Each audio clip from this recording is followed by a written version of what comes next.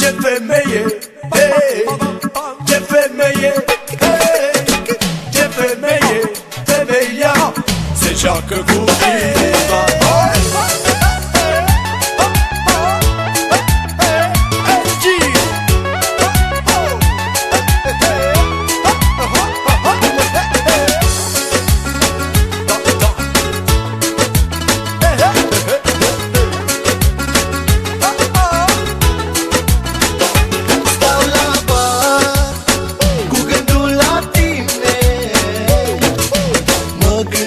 La tot ce-a fost, la tot ce-aș mai vrea, dar n-am cu cine.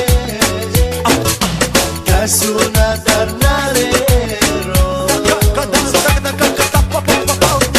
Stau singur în bar și mă gândesc câte femei am avut și câte o să întâlnesc. Hey, trebuie să uit de tine, că așa femeie rea nu am văzut în viața mea. No, no, n-o să ne putem împăca. No, no, iubita mea iar și inima, da, da.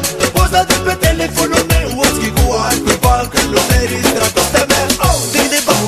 Doamne, o femeie să iubească și să șere cum ne pot femeile, să dădeze dragoste. Cum ne poate o femeie să iubească și să șere cum ne pot femeile, să dădeze dragoste.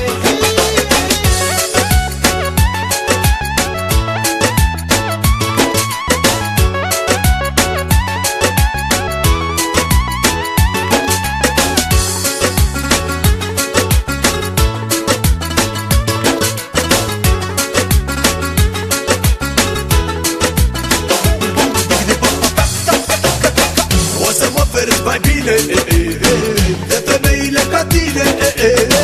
Uite cum s-a întâmplat, telefonul ți-a sunat și-am găsit mesajele de la alt bărbat. N-am să